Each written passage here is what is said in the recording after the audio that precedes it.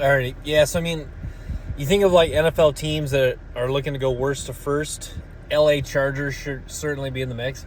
The Chargers should just be a lot better. Should be a lot better football team next year. Like Jim Harbaugh, they got the defensive coordinator from Michigan too, Jesse Minter. I mean, you look at the Los Angeles Chargers, and you're just like, everything is like, it's a good, like last year you would say it was a good roster. Now they weren't well coached, and turned out Brandon Staley got fired. But you look at the Los Angeles Chargers, you say last year, good roster, underperformed, and then this year you could argue they got better in the draft. Look at Ladd McConkey, Joe Alt, like a good roster with a top 5 pick. You add Joe Alt, Ladd McConkey, Junior Colson, and then Jim Harbaugh, Jesse Minter. Jim Harbaugh, at the very least, he was a really good college coach, and at the very least, the NFL should be a good coach, I would think. So, yeah, I feel like the LA Chargers have really improved. So, certainly a candidate to go from worst to first. So, yeah, the excitement of Jim Harbaugh, the new coaching staff, an improvement, more weapons for Justin Herbert, another year for Justin Herbert to continue to grow and get better. Still a young guy. He only was 25, 26 years old. So, yeah, a lot of things in place for the LA Chargers to really rebound. I mean, I think the offensive line is maybe the most underrated aspect of the LA Chargers, if you will. Like, look at their offensive line. Like, Telesco, the GM prior to the GM now, Telesco did a pretty good job of acquiring talent on the offensive line. Now you add in Joe, because like you got Jamari Salyer, Zion Johnson, Rashawn Slater, so some serious capital. Like you look at it, 3 first-round picks they'll have on this offensive line. Potentially 3 starting former first-round picks in the offensive line in Joe Alt, Rashawn Slater, and Zion Johnson. So yeah, they've invested capital in this offensive line, and it certainly could pay dividends this year for them. And then, yeah, I mean, Derwin James, Joey Bosa, big names, difference makers, good quarterback, good coaching staff. So there's a lot of things really working in favor of the LA Chargers to rebound next year. So I think the Las Vegas Raiders, too, will be interesting next year.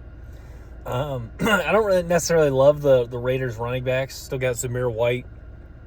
And you look at the Raiders offensive line. Should be very solid, led by Colton Miller.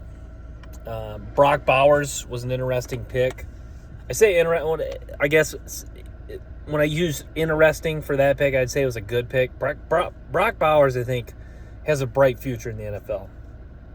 And I think he's a guy where even if he doesn't become even if next year he doesn't have a season where he's making people say, wow, he's going to be the next Gronkowski, the next great NFL tight end, I think that's going to happen somewhere down the road. It could be like Travis Kelce. It may take a few years. Like we might see like a couple 800, 900-yard seasons, maybe 5, 6 touchdowns. And then I think there will be a year where Brock Bowers, it really takes off for him. I don't think may not be next year. It may not be in 2025, but I think it's definitely going to happen at some point. I think it'll happen at some point for Brock Bowers. And then, yeah, hopefully Tyree Wilson continues to develop. Quietly, the Las Vegas Raiders, they could be very improved on the defensive line, which is something they've been begging for. 2 years ago, they were one of the worst teams on the defensive line. I mean, they just got no penetration. They were bad against the run. They had their pass rushes was horrendous last year. It's a little better this past year. Obviously, Max Crosby kind of clears up a lot of that. That's just like the Raiders example.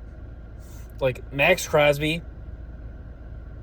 if he was not, like if you took away Max Crosby from the Raiders, especially 2 years ago, that could have been a horrendous defense. It was already a bad defense. But yeah, Max Crosby.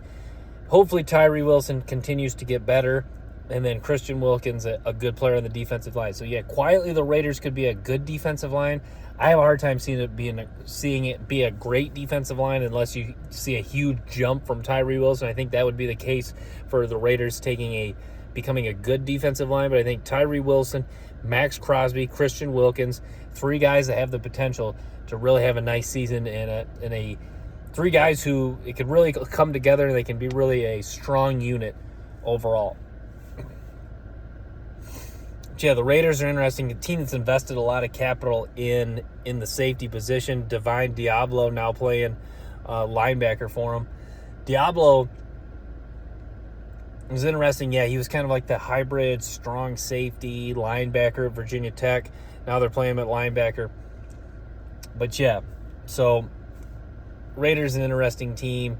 Seems like every year someone has them mocked to take a cornerback. They didn't this past year, or they didn't in the first round at least. I can't remember if they did take a guy, but still got Nate Hobbs. Jackson Powers Johnson in the second is who the Raiders took in the second round this past year's draft. One of my favorite picks of the second round. Powers Johnson is aggressive. He's physical. He can play guard. He can play center. He's played center at Oregon, but they're projecting him right now to play guard. I think he can play both. Talented football player nonetheless, and I really like his skill set. I like his aggression. I like his nastiness. And the guy seems like kind of a character too. Like he did like a little when he recovered that fumble and he thought it was a touchdown. Did like a little celebration. So got a personality to him. Obviously, that doesn't always translate to him being a good football player, but it is kind of, maybe it'll be kind of like a fun thing, I guess, for the fans and stuff like that. But yeah, I think the Patriots. I think if I'm so I want to talk to the New England Patriots for a minute. I think if you're a New England Patriots fan, I think you're kind of like a nervous, excited next year. And what I mean by that is I think there's like you're nervous because there's like a lot of uncertainty. But I think you should part of it where the excitement comes in is like we could be a good football team even though we might be breaking in a rookie quarterback, and even though Bill Belichick's no longer there. Now, some may argue that's a good thing, but look, Bill Belichick, despite not having a strong end of his career, you can't take away from what he did you can't take away from some of the high points. So I think you're nervous, excited as a New England Patriots fan just because this could be a good season, and this could be kind of like this could be like if New England has a season where maybe they win 7-8 games, but they're really competitive, and in some of the wins they look really strong. You could be saying at the end of this year, man, New England's kind of like they're going to be okay in the post Belichick era. I think that's why New England Patriots fans are like, okay, there's we could be bad, but also if we're good, if we can be good with a rookie quarterback without Bill Belichick, I think that's a good sign. Sometimes people get change isn't always good. Change can be tough for people. Change can make people nervous, uncomfortable, whatever term. But yeah, sometimes sometimes change can work out for the better. Seattle's kind of in that situation too. For a long time it was Pete Carroll. I think there's just I think with Pete Carroll and Bill Belichick, they're both kind of the similar guys. They were both kind of when they're having the success, it was kind of just like a magic carpet ride. And then when that magic carpet ride ended, they were trying to get back on the same. They're trying to duplicate. I don't know. I think Pete Carroll and Belichick, I think they're guys that evolved, but I think they were guys that were not evolving fast enough. I think Pete Carroll was just I remember in 2013 when they won the Super Bowl, Seattle was their identity was run the ball. And Pete Carroll, when Seattle started to take a step back, they invested all that money in Russell Wilson. Pete Carroll kept saying, we're gonna run the ball, get back to running the ball. And they did somewhat, but it wasn't the same. They were trying to just, I don't know. They were trying to get back to. Sometimes you kind of just have to evolve. Look at the NFL. College football are evolving so fast. 2013 was a long time ago, and I think Pete Carroll was trying to, each year is a new team. It's a new opportunity. There's new players coming in the NFL. There's new coaches. So you're always you look at why young coaches are having so much success is because they're a lot of younger people are just more open to trying new things. Mike McDonald, it's kind of ironic that Seattle hired Mike McDonald because talk about Pete Carroll, Belichick, not willing to evolve as much. Like that was kind of like Mike Macdonald. He's a a young offensive mind, willing to try things, willing to make adjustments defensively. Hands-on guy. Has a lot of experience too as an assistant coach, grad assistant at Georgia in 2010, linebackers coach in Baltimore, defensive coordinator at Michigan. So he's been at the college level. And he was a high school coach as well, I think. So yeah, Mike Macdonald. To me, like. You talk about, like, the expression, just what the doctor ordered. I think Mike Macdonald may be just what the doctor ordered for Seattle.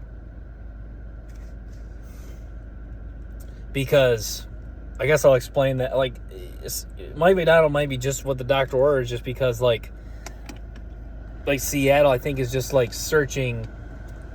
Like, Pete Carroll got them back to competitive again. But, like, I don't know. Yeah, I think Mike Macdonald with his young mind and young energy, I think that's what Seattle needs.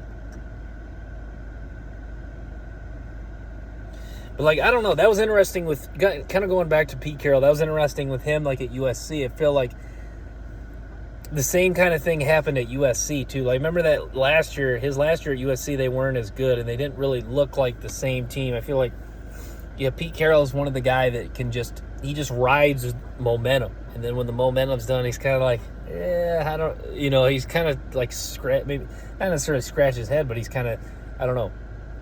He's kind of like, Pete Carroll's like one of those guys that if he's golfing, he playing 9 holes, he might have like 4 or 5 holes where he just like is on fire.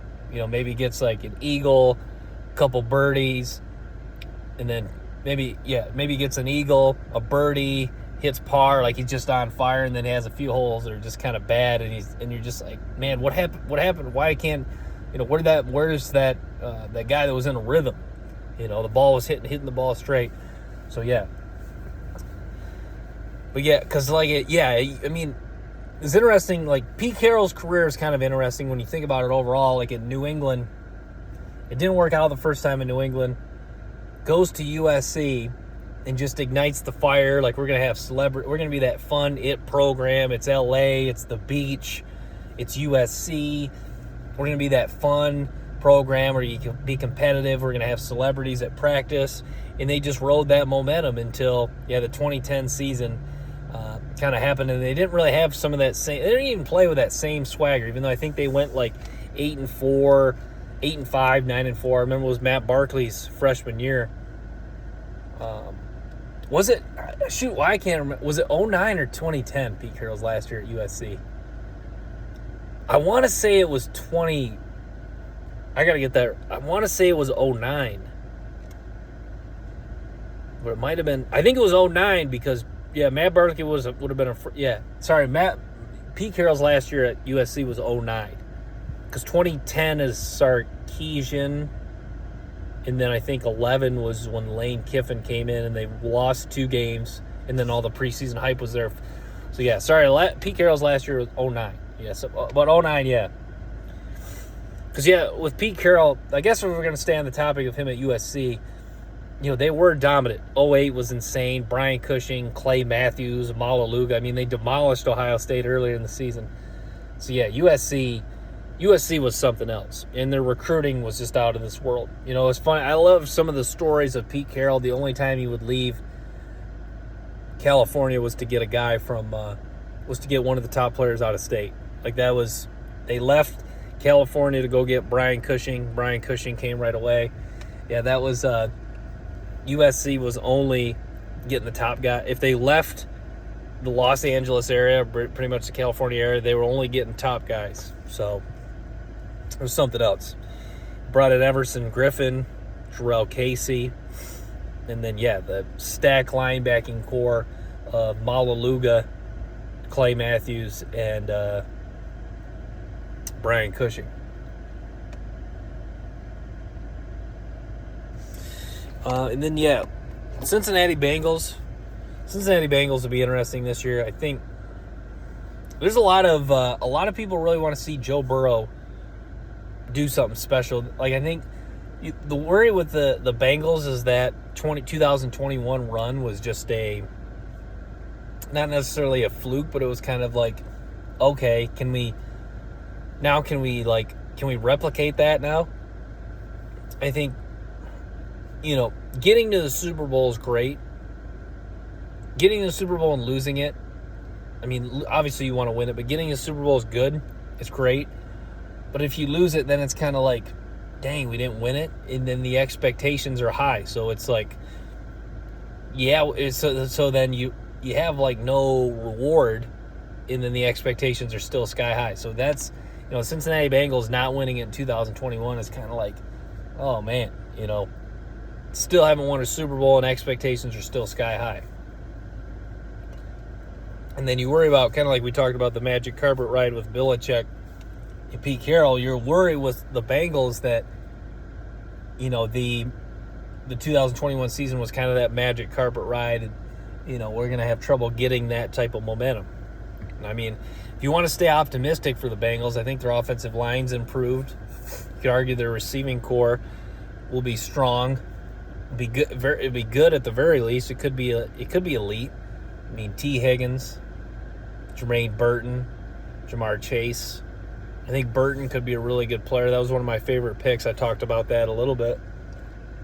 And then, with the Bengals, Jermaine still got some guys on defense that are capable. Jermaine Pratt, Sam Hubbard, Daxton Hill.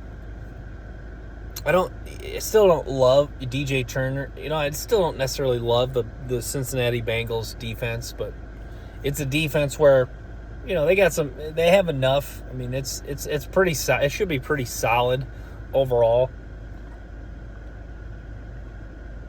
I think that's why like Joe Burrow and Jamar Chase are viewed in such high regard, is because they've really covered up a lot of holes, or they've really made people kind of look the other way on some of the issues with the Bengals.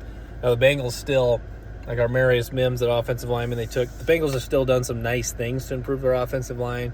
But the dominance of Chase and Burrow has really covered up some of the lacking areas on the defense.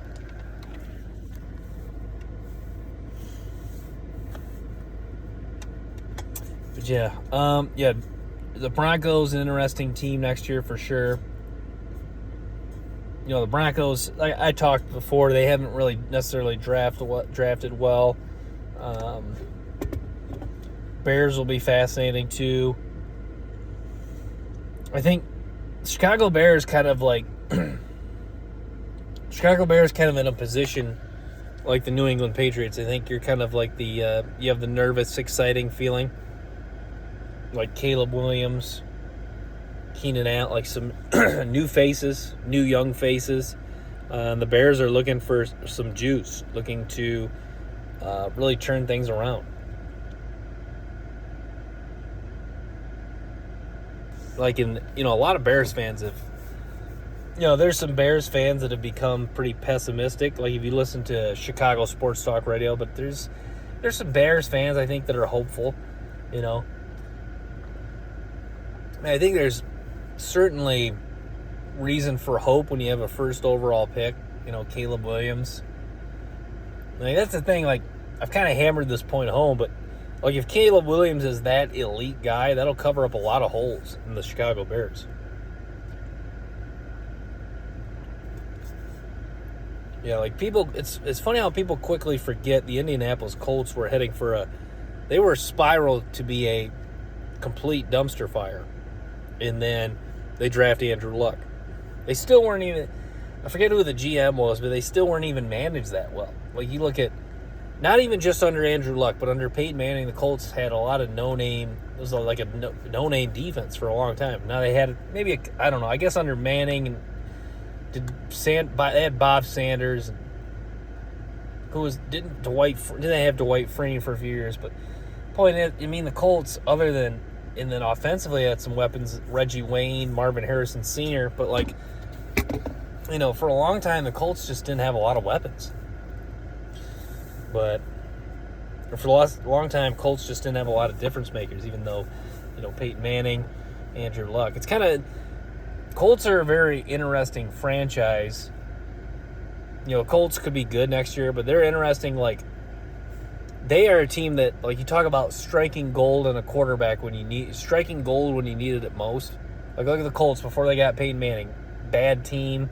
They were very bad. That's why they got Peyton Manning. And then you look at the Colts when they got Andrew Luck in 2012. You're like, that year that they landed the number 1 pick, they were really bad. You talk about being bad at the right time. Sometimes in the NFL, having the number 1, having a top 3 pick isn't everything, but sometimes having a top 3 pick at the right time is huge. Ask the Cleveland Browns getting Myles Garrett. Ask the 49ers getting Nick Bosa. Ask who, the Broncos getting Von Miller at number 2. Sometimes you have some years having a top 3 pick, you're really striking gold. And Colts struck gold twice. And then even when they got Richardson a couple years ago, I think Richardson's one of a guy that's a bounce back candidate. I think, Richardson's got a lot of talent. He's a freak athlete. Hopefully he stays healthy this year. Showed some ability when he was playing. But yeah.